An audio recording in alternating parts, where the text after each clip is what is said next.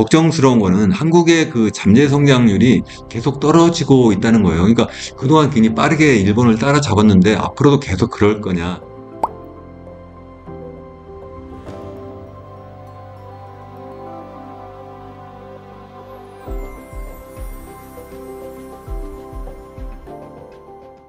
네, 안녕하세요. 이은영 교수의 경제포럼. 오늘도 함께 해주셔서 감사합니다. 오늘은, 최근에 제가 본 뉴스를 가지고 시작을 해볼까 합니다. 여기 한번 기사 한번 보시죠.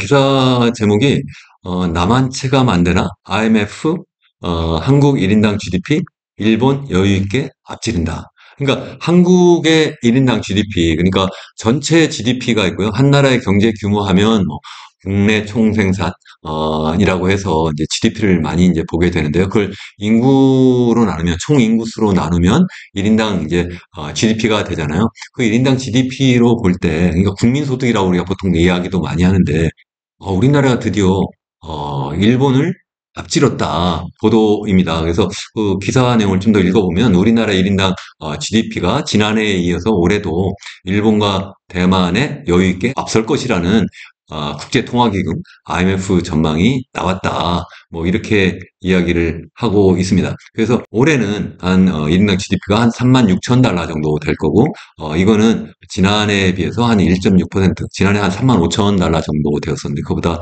좀 더 증가한 거다. 이렇게 이야기를 합니다. 그래서 시세를 제가 이제 일본하고 한번 비교해서 한번 여러분들께 한번 보여드리려고 해요. 사실 이거 여러분들께 많이 보여드렸던 건데 일본은 사실 한때 잘 나갔어요. 그래서 1960년대 이후, 70년대 특히 80년대만 하더라도 일본이 뭐 그 미국을 바짝 따라잡았어요. 그래서 일본이 미국과 함께 G2, 그러니까 지금 G2 하면 미국과 중국 이야기를 이렇게 하잖아요. 그래서 거의 뭐 일본의 GDP가 미국의 한 70%까지 막 육박하는 그러한 상황이 되었어요. 마치 현재 그 중국의 GDP가 미국의 뭐 GDP 한 70%가 된다. 뭐 이런 이야기 주막 뭐 따라잡을 거다. 얼마 전까지만 해도 그런 이야기 있었는데 그렇게 되었었는데 그때에 그러니까 1990년 하면 이제 일본의 이제 그 버블, 자산 가격 버블, 자산하면 우리가 주식 가격하고 부동산 가격을 이야기를 하는데 그 버블이 이제 꺼져 가던 시기, 그게 바로 1990년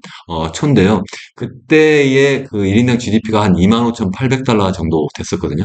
근데 그 당시에 우리나라 GDP는 얼마였냐면 6,600달러 정도 게 되지 않았어요. 그러니까 이게 얼마예요? 한 4분의 1 정도밖에 되지 않잖아요. 굉장히 낮은 수준이었는데 그 뒤에 미국이 이제 계속 성장하는 와중에도 일본은 계속 이제 GDP, 1인당 GDP 기준으로 하면 거의 제자리 걸음을 계속 해왔고, 한국은 또 더군다나 굉장히 빠르게 이제 따라잡았어요. 그래서, 지난해 기준으로 보면, 이거는 월드뱅크 자료인데, 그걸 보면, 일본이 한, 3만 4천 불 정도 안 되고, 한국은 3만 3천 불이 좀 넘는다. 좀 전에 그 IMF 기준으로 보면, 우리나라가 일본을 추월했다 그러는데, 이게, 왜 월드뱅크하고 IMF하고 이게 좀 다른지 잘 모르겠어요. 한국은행에서 그걸 자료를 주면 거기에서 전체적인 이렇게 비교를 이렇게 하게 되는데 아무튼 확실한 거는 지난해는 몰라도 올해는 적어도 일본의 1인당 국민소득을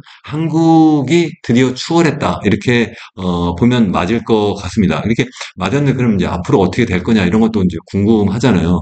이게 보면 이게 지금 걱정스러운 거는 한국의 그 잠재 성장률이 계속 떨어지고 있다는 거예요. 그러니까 그동안 굉장히 빠르게 일본을 따라잡았는데 앞으로도 계속 그럴 거냐 이런 거예요. 물론 일본의 잠재 성장률은 거의 뭐 0% 가까운 그 정도 수준이에요, 사실은. 그러니까 뭐 우리나라는 그래도 계속 일본보다 빨리 성장하겠지 이렇게 볼 수는 있겠는데 사실 한국은행에서 추계한 걸로 보면 10년 뒤에 가면 일본하고 비슷한 도끼인 객기인이라고 하잖아요. 그게 그거다. 왜냐하면 여기 보시면 한국의 GDP, 실질 GDP 성장률이 보면 한 30년대 중반, 35년 정도 되면 0% 수준에 근접하게 되거든요. 그러니까 일본하고 거의 비슷한 수준까지 떨어지고 더 이제 계속 이제 시기가 지나면 이게 한 2050년 정도 수준까지 가면 완전 마이너스까지도 갈 수 있다. 이대로 가면 그 이유가 뭐냐면 인구 고령화 때문에 그렇다. 이제 계속 이야기를 하고 있어요. 그래서 그러면 안 된다. 이제 저도 이제 계속 제 방송에서 여러분들께 이제 말씀을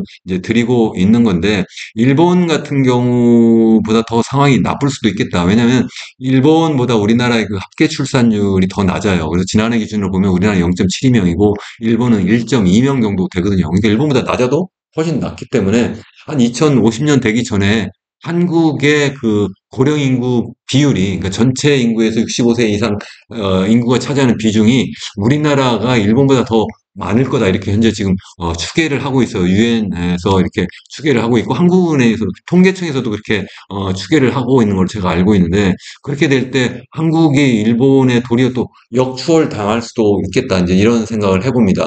사실은 뭐 이런 그 GDP만 가지고 한 나라의 어떤 성적표 전체를 나타나는 건 아니죠. 그 나라의 어떤 삶의 질, 그 나라 국민들이 얼마나 행복하냐는 어쩌면 이런 경제적인 어떤 지표 하나 가지고 측정할 수는 없어요. 그래서 여러 가지 이제 동시에 볼 수밖에 없는데, 그래서 오늘 그 말씀을 드리려고 해요. 그 말씀을 드리기 전에 제가 사실은 지난주에 제가 일본 출장을 다녀왔어요. 그래서 일본에 아주 짧게 한 4박 하면서 3일 동안, 일요일 날 가서 이제 목요일 날 돌아왔는데, 월요일, 화요일, 수요일 3일 동안, 첫날은 아이디 제트로라고 해서 일본말로 아직갱이라고 하는데 우리나라 KDI 한국개발원이라고 하는 데에서 이제 제가 세미나를 하러 갔어요. 그리고 이제 그 다음 날은 이제 각슈인 대학이라고 해서 일본의 황족이 주로 많이 이제 자녀들, 한국 자녀들이 이제 많이 다니고 있었던, 최근에도 좀 뭐 일부 다닌다고도 하던데요.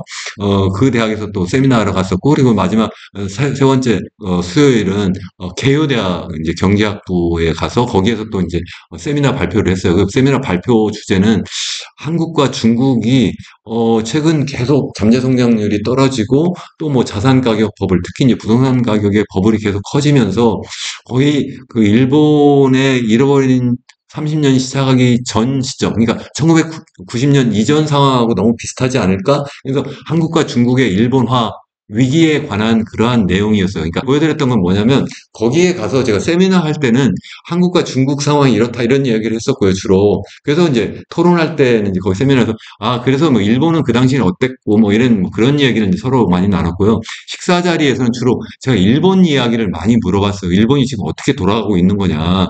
최근에 뭐 지난해부터 시작해서 뭐 올해 이렇게 보면 적어도 주가 지수로 보면 계속 날아가고 있는데 우리나라에 비하면 뭐 엄청나게 좋거든요. 우리나라 계속 마이너스로 가고 있는데 니케이 지수 같은 경우는 도리어 뭐 지금 뭐 2, 30% 이렇게 막 상승하고 있거든요. 그러니까 이건 뭐야? 이렇게 이야기를 했더니 뭐 여러 가지 이야기를 하더라고요. 뭐 그 중에 하나가 뭐 이게 뭐 다 그런 건 아니고 지난해에 특히 이제 일본의 이제 그 환율이 많이 이제 하락을 상승을 하면서, 그러니까 뭐 엔화 가치가 떨어지면서 그러면서 수출이 굉장히 잘 되고, 그래서 주로 대기업 위주로, 그래서 어 그러한 어떤 기업이익이 커지고, 그래서 주로 그러한 기업들의 주가 지수가 많이 올랐다, 뭐 이런 이야기부터 뭐 여러 가지 이야기를 많이 했는데요.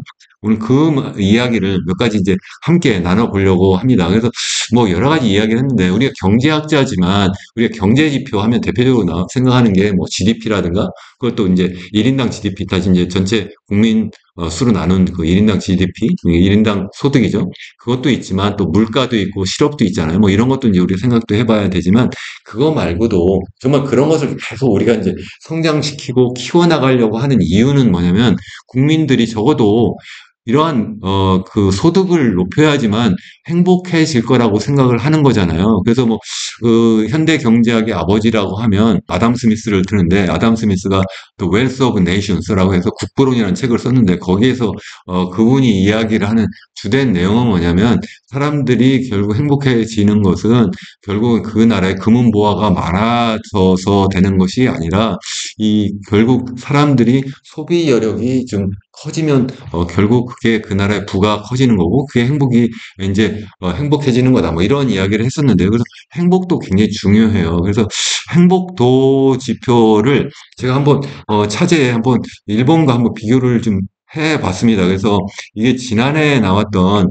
전 세계 국가들의 행복도를 이제 갤럽 조사한 그 지표인데요.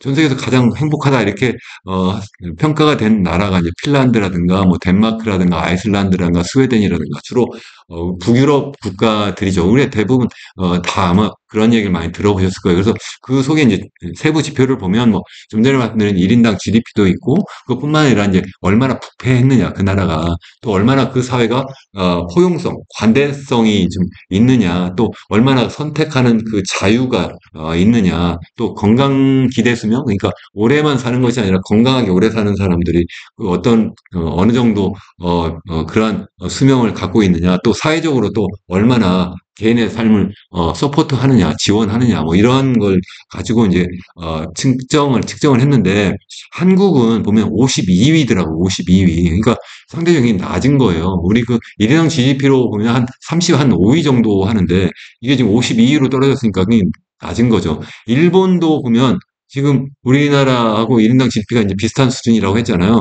근데 이게 보면 국민 행복도로 보면 우리나라하고 또 도낀 객낀인 거예요. 그래서 일본이 51위, 우리나라 52위. 그러니까 결국 같다는 얘기죠. 한 그 정도 수준밖에 되지 않는다. 그 밑에 보면 베트남이 54위, 그 정도 수준밖에 되지 않는다. 뭐 이런 이야기를 해요. 이건 전 세계 주요 국가를 대상으로 한 거고요. OECD 국가만 대상으로 하는 지표가 또 따로 있어요. 그래서 OECD Better Life Index, 그러니까 보다 나은 삶 지표, 뭐 이런 식으로 한국말로 번역할 수 있을 것 같은데 여기도 보면 주로 뭐 상위권에 있는 나라들은 노르웨이라든가 아이슬란드, 스위스, 스웨덴, 핀란드 주로 북유럽 국가들이고 일본이 30위 정도고 우리나라가 32위예요. 그 사이에 낀 나라가 이제 포르투갈인데 결국 일본하고 한국이 또 여기서도 비슷하게 평가가 되었더라. 그러니까 평가하는 방법과 기관은 다르지만 일본하고 한국이 전반적인 어떤 삶의 만족도는 그렇게 소득 수준에 비해서 높지 않다 하는 말씀을 이제 드리려고 하는 겁니다.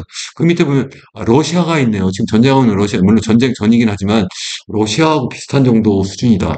여기도 보면 뭐 주택이라든가 소득, 일자리, 커뮤니티, 교육 환경, 뭐 정치 참여도, 뭐 건강, 삶의 만족도, 뭐 안전, 일과 가정의 균형, 뭐 이런 것 11가지를 가지고 이렇게 측정을 하고 있는데 개인적인 삶의 만족이라는 주관적인 만족도만 따로 이렇게 세부 지표도 있거든요. 그래서 그것도 봐도 일본이 31위고 한국이 35위예요. 그러니까 그 앞서 이제 전체적인 지표로 보면 이게 보면 일본 32, 한국이 32위였는데 이거는 주관적인 만족 지표뿐만 아니라 객관적 지표까지 다 포함해 가지고 이제 평균을 낸 거고요. 그것도 일본하고 한국 비슷한데 이 주관적인 삶의 만족도도 보면 일본이 우리나라보다 살짝 앞선 일본이 31위, 한국이 35위 정도 이 정도 수준이라고 이렇게 현재 스스로 평가를 하고 있어요. 그러니까 이것도 도끼는 객끼이다 이렇게 이제 생각을 할 수가 있겠습니다. 근데 이건 주로 이제 평가된 지표를 가지고 있는데 이거 말고 한 나라가 정말 얼마 사람들이 행복하게 사느냐는 전 두 가지 직접적인 지표가 있다고 생각을 해요. 하나는 뭐냐면 그 나라가 스스로 목숨을 끊는 인구의 비율이 얼마냐. 가 굉장히 중요하다고 생각하고 또 하나는 내가 행복하면 내가 결혼해서 미래 세대를 자꾸 만들잖아요. 그래서 합계 출산율, 그 나라의 출산율이 얼마냐 이게 난 굉장히 중요하다고 생각을 하거든요. 그래서 그러니까 하나는 이게 낮을수록 좋은 거고 하나는 높을수록 좋은 거예요. 그러니까 하나는 자살률이니까요. 그래서 자살률을 보면 10만 명당 자살률이 OECD 국가만 놓고 보면 우리나라가 1위예요, 1위. 10만 명당 24명이나 자살하고 있어요. 이게 가장 최근 자료예요.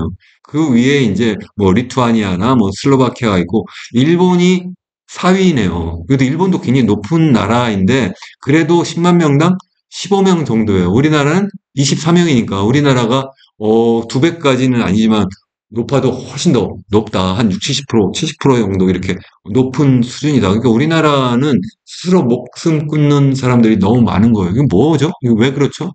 뭔가 좀 이 삶이 만족스럽지 않기 때문에 그렇잖아요. 그렇게 만족스럽지 않을 때 주위에서 또 도와주지 못하니까 그런 거잖아요. 그래서 이거 정말 문제 있다. 그래서 우리나라 이 자살률을 낮추지 않으면 된다. 비교적 조금 낮아지고는 있는데 그래도 전 세계 국가 중에서도 사실 제일 높은 나라 중에 하나예요. 뭐 레소토라든가 뭐 이런 나라가 뭐 1위인데 우리나라가 한 3위, 4위 정도 되거든요. 굉장히 높은데 OECD 국가만 놓고 보면 단연코 1위다. 이렇게 보니까 근데 일본도 그게 굉장히 순위가 높지만 우리나라보다는 그래도 그 자살자 수가 10만 명당 볼 때 우리나라는 24명인데 여기는 15명이니까 우리나라보다는 낮은 편이다 하는 거고요. 출산율을 놓고 보면 지난해 우리나라는 0.72명이라고 말씀드렸잖아요. 일본은 1.2명이에요. 1.2명. 그러니까 일본이 우리나라보다 훨씬 더 결혼하고 출산하는 아이 수가 많은 거예요. 그러니까 그만큼 상대적으로 일본 사람들이, 그러니까 적게 자살하고 더 결혼해서 아이를 많이 낳는다? 그러니까 전반적인 그 삶의 만족도가 우리나라, 그러니까 아까 말씀드린 지표로는 비슷비슷해 보이지만 또 경제적 지표, 뭐 1인당 국민소득은 이미 따라잡았다 이렇게 이야기를 하지만 사실 이런 지표를 보면 우리나라가 일본보다 지금 도리어 못한 게 아니냐 이런 생각을 하는 거고요. 한때는 우리나라의 합계 출산율이 여기 그림으로 보시면 여기 파란색이거든요. 파란색 점선이고 맨 밑에 있는 짙은 녹색이 일본인데 일본보다 우리나라 훨씬 더 높은 때가 있었는데 일본은 그래서 이게 지금 우리나라보다 합계 출산이 더 낮겠지 이렇게 생각할 수 있는데 사실은 우리나라보다 더 높은 수준이에요. 일본은 거의 합계 출산율이 1.3명 밑으로 떨어진 적이 거의 없어요. 근데 이게 지난해 처음으로 사실 1.3명, 1.2명으로 떨어져서 사실은 정확히 보면 2000년대 초에 두 해 사실 1.3명 밑으로 떨어진 적이 잠깐 있었어요. 그러다가 일본 정부부터 시작해서 열심히 사실 여러 가지 뭐 출산율을 높이기 위한 그런 정책을 수도해서 사실 거의 1.3명 수준이었거든요. 근데 1.2명 수준이 떨어졌어요. 그래서 이게 좀 떨어지게 되니까 이게 일본 정부도 비상이 걸렸고 이것 관련해서도 제가 이번에 일본에 가서 일본 그 교수들하고 이런 합계 출산율이 왜 이렇게 낮아졌지 이에 대한 이야기도 좀 했는데요. 그와 관련된 영상은 제가 별도로 이것 다음으로 다음번 영상에서 말씀을 드리려고 해요. 그래서 그 얘기는 나중에 더 말씀드리기로 하고요. 또 한 가지 굉장히 중요한 게 뭐냐면 환경이거든요. 환경. 그러니까 제가 말씀드리려고 하는 건 뭐냐면 경제 수준도 굉장히 중요하지만 또 하나 중요한 게 뭐냐면 삶의 만족도가 굉장히 중요하다 이렇게 말씀드렸고 그다음에 더불어 행복하게 사는 그런 만족도가 굉장히 중요하다 했는데 그렇게 볼 때 뭐 여러 가지 지표로 보거나 아니면 자살률이나 아니면 뭐 합계 출산율을 볼 때 우리나라랑 일본이 비슷하거나 도리어 일본보다 우리나라 지금 더 상황이 나쁜 게 아니냐 이렇게 이제 볼 수 있는 거고요.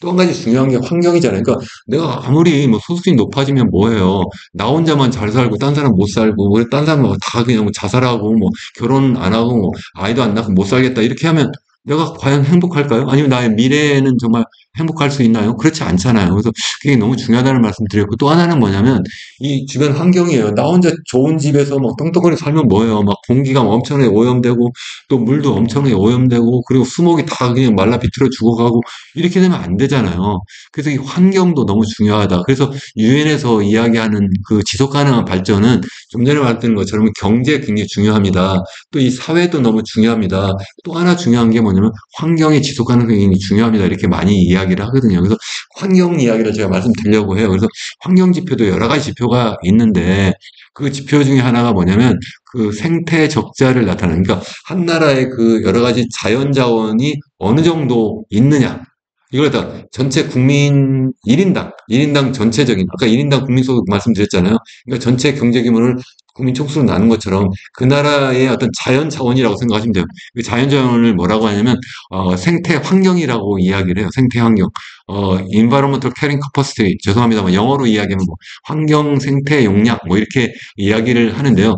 그것을 인구수로 나눈 것하고 또 그 나라가 얼마나 그러면 이 생태 환경을 많이 쓰냐, 자연자원을 얼마 많이 쓰고 또 얼마나 뭐 그 여러 가지 뭐 공기에 뭐 오염 물질을 배출하고 또 여러 가지 강물에 오염 물질을 많이 배출하고 쓰레기 얼마나 배출하고 뭐 이런 거 있잖아요.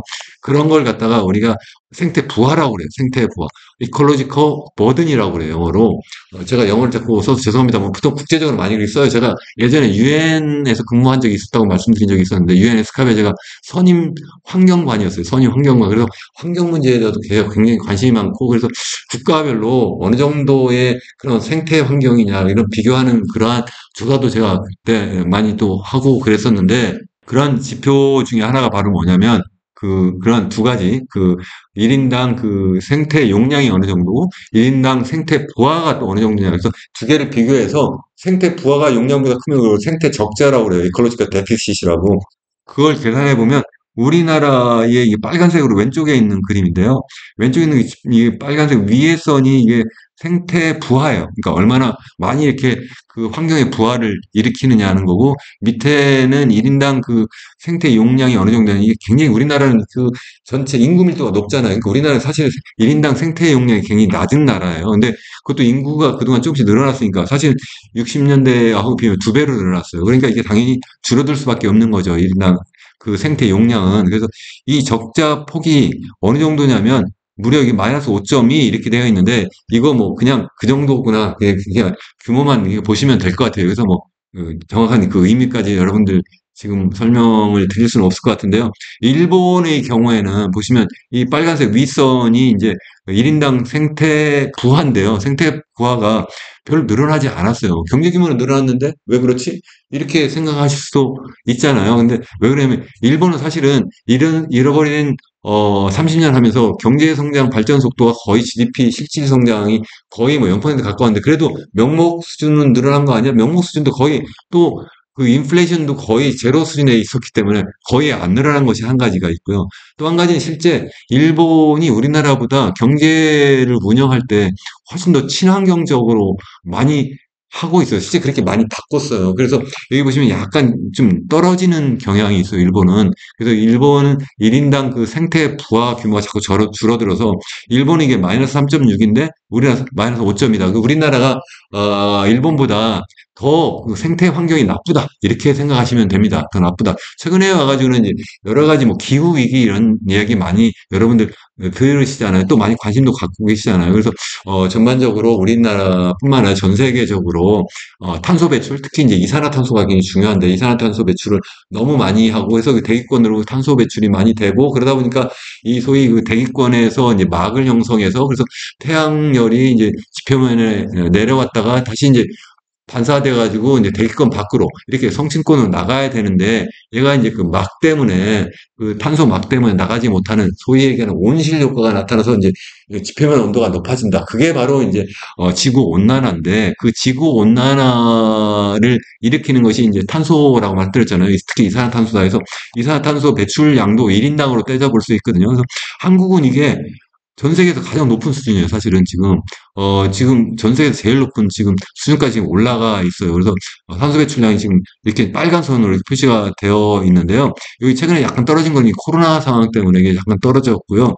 일본은 보면 우리나라보다 더 낮은 수준이에요. 이게 탄소 배출량도. 그리고 최근에 지금 많이 떨어지고 있어요. 그래서 일본은 굉장히 지금 친환경적으로 상대적으로 더 지금 운영하고 있다. 물론 이게 전체 규모는 일본의 GDP가 우리나라보다 지금 한 2배 정도 돼요. 왜냐하면 1인당 GDP는 비슷한 수준까지 왔어도 인구가 우리나라보다 딱 2배예요. 거의 한 1억 2천 정도 되고 우리나라는 5,100만 정도 되니까 거의 2배 되니까 1인당 GDP는 비슷해도 경제 규모가 2배가 된다. 이제 그런 말씀을 이제 드릴 수가 있는데 아무튼 이렇게 해서 제가 지금 1인당 GDP도 말씀드렸고 또 여러 가지 뭐 행복도 지표도 제가 말씀을 이제 두 가지로 나눠서 말씀드렸고 또 여러 가지 직접적인 지표로 뭐 자살률도 말씀드렸고 또 출산율도 말씀드렸고 또 환경 지표도 제가 말씀을 드렸는데 전반적으로 보면 일본하고 우리나라 이제 경제 측면에서는 비슷하게 따라잡았고 행복도도 뭐 비슷한 것 같긴 한데 세부적으로 보면 그 자살률이나 합계 출산율로 보면 우리나라가 더 사람들이 행복하다고 느끼지 않는 게 아니냐 상대적으로 이렇게 저는 생각을 해 봅니다. 사실은 그 일본 학자들 이야기도 또 비슷하게 이야기를 해요. 아, 그동안 잃어버린 30년에서 우리 이제 외부에서는 걱정하는데 일본 사람들은 별 걱정이 없다는 거예요. 왜냐하면 소득이 안 늘어났다, 뭐 임금도 안 늘어났다. 그러니까 우리는 큰일이네, 걱정이네 이렇게 생각하지만 물가도 안 늘어났어요. 집값도 안 올랐어요. 그러니까 뭐 걱정이에요. 그냥 뭐 똑같은 수준으로 그냥 사는 거예요. 어떻게 보면 더 미래가 예측이 가능하니까 좋다. 다만 최근에 이제 엔화 가치가 너무 떨어지니까 해외 여행할 때만 불편하다 그 얘기를 하더라고요. 왜냐면 교수들이 많이 이제 해외 출장을 가게 되니까 그때 좀 불편하고 그것 말고는 별로 불편한 게 없다. 저 같은 경우는 상대적으로 더 좋더라고요. 제가 예전에 일본에서 일할 때는 일본에서 이제 제가 돈을 이제 거기서 월급도 받고 거기서 또 사실은 세미나로 다니면 거기서 받던 그런 뭐 여러 가지 이제 사례금 같은 거 있잖아요. 그거 받으면 한국에 오면 그게 굉장히 또 큰 돈이었는데 이번에 가서 제가 뭐 세미나 했다고 해서 얼마 돈을 이제 받았는데 그게 예전하고 똑같더라고요. 그 금액이. 그래서 제가 이거 뭐야 이렇게 한 3만 엔 정도 주더라고요. 그러니까 30만 원 정도 되잖아요. 우리나라 돈. 지금 안 되는, 예전에 굉장히 큰 돈이었는데 한국에서는 그게 별로 안 되더라고요. 그래서 어쨌든, 그러니까 일본에서 보면 어떤 월급도 안 올랐고, 그러니까 임금도 안 올랐고, 그러니까 우리나라가 볼 때, 뭐, 안 좋은 거네, 이렇게 생각할 수 있지만, 물가도 안 올랐고, 집값도 안 올랐고, 뭐 이러니까, 그냥 뭐 다른 게 없다. 그냥 살만하다. 이렇게, 생각을 하더라고요.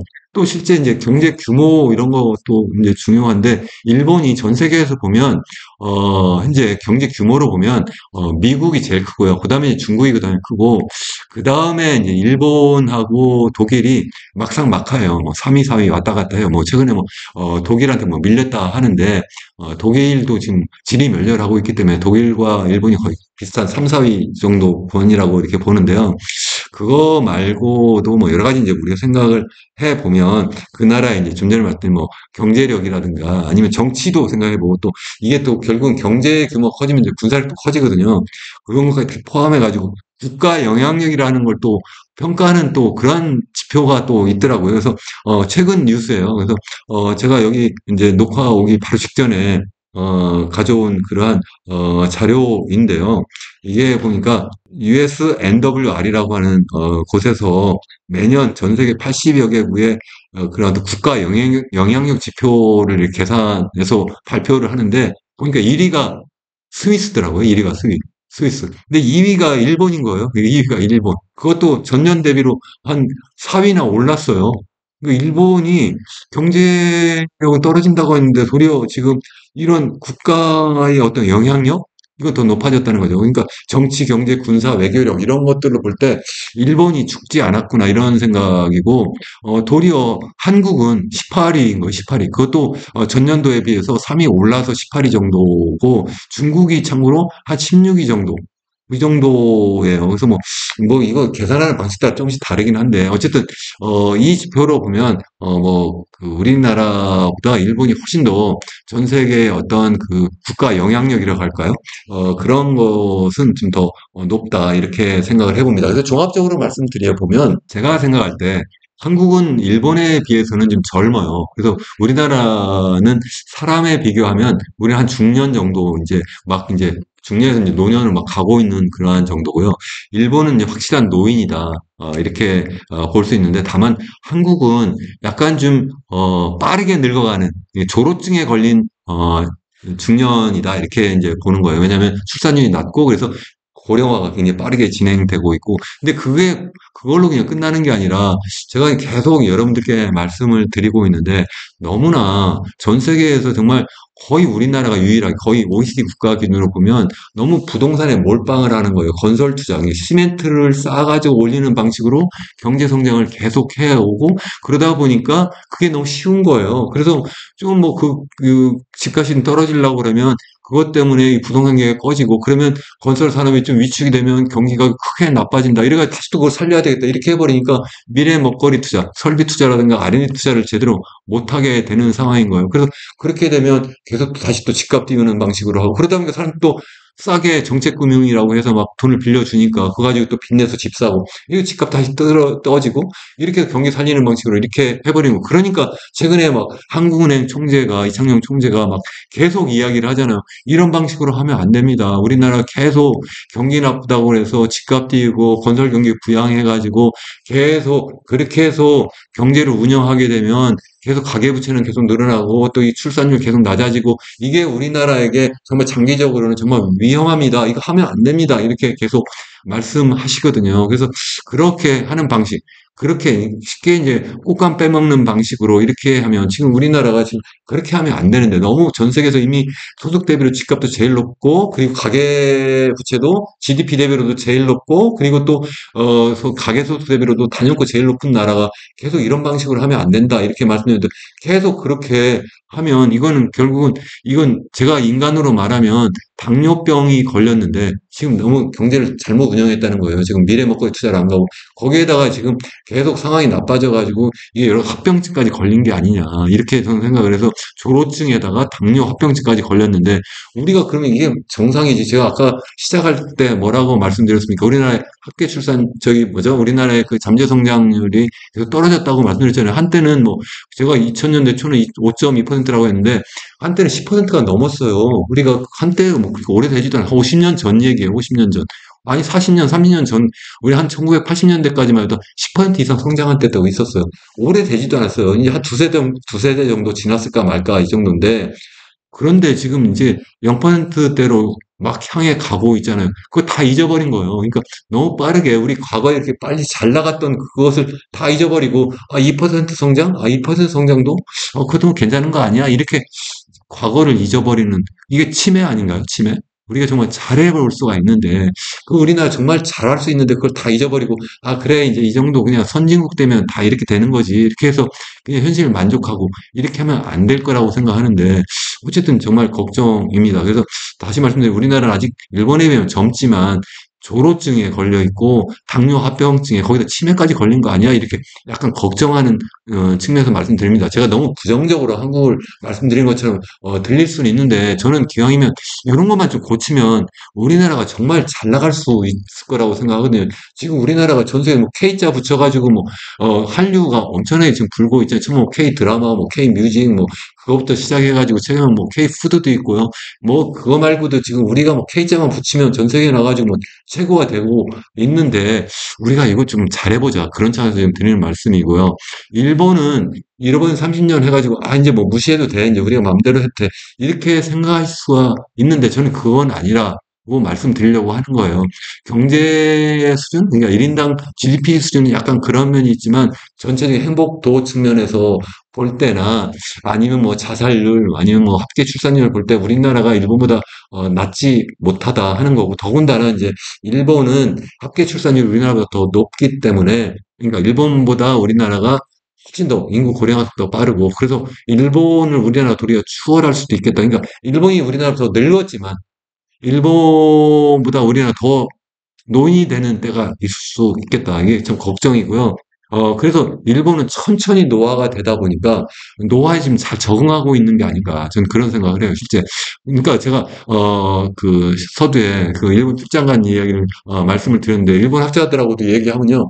인구 고령화 이렇게 돼서 여러 가지 문제는 많아요. 뭐 여러 가지 지방이 뭐 지금 공동화되고 있고, 집이 막 비어 있고, 여러 가지 문제가 있는데, 이게 서서히 진행되다 보니까 다른 데로 조금씩 해결 방안을 찾고 있는데 우리나라는 너무 그 속도가 빠르다 보니까 쉽게 얘기하면 일본은 인구 고령화 속도가 시속 50km라면 우리나라는 그보다 한 2배 이상 빠른 100km인 거예요. 그러다 보니 기절이 빨라져 버리니까 거의 적응을 못하는 그러한 상황이고 더군다나 일본은 버블이 꺼질 때 90년이 G2라고 했잖아요. 그때부터 이미 부자인 거예요. 그래서 전 세계 아까 말한 뭐 국제적인 영향력 지표로 볼 때도 지금 2등이라고 말씀을 드렸는데 일본 엔캐리 트레이드 뭐 이런 말씀 많이 들어보셨잖아요. 일본이 전 세계 투자한 그 투자금도 엄청나요. 그거 돈 벌어가지고도 먹고 살만 해요. 그래서 일본의 경우에는 지금 굉장히 부자다. 사실은 우리나라는 아직 진정한 선진국이 아닌 상태에서 지금 일본에 잃어버린 30년을 만약 가게 되면 우리는 정말 걱정이다 이런 말씀인 거예요. 그래서 우리나라보다는 일본을 요약해서 이야기하면 우리나라는 약간 조로증에 합병증 걸린 중년이라고 한다면 일본은 좀 관리를 잘하고 있는 부자 노인이 아닌가 이렇게 저는 생각을 합니다. 그래서 제가 그냥 쉽게 그냥 사람과 비교해서 이렇게 설명을 드렸는데요. 여러분 어떻게 생각하시는지 기왕이면 댓글에 많이 의견 나눠주시면 좋을 것 같습니다. 여러분 끝까지 시청해 주셔서 감사합니다. 기왕이면 구독과 좋아요도 눌러주시면 더더욱 감사하겠습니다. 감사합니다.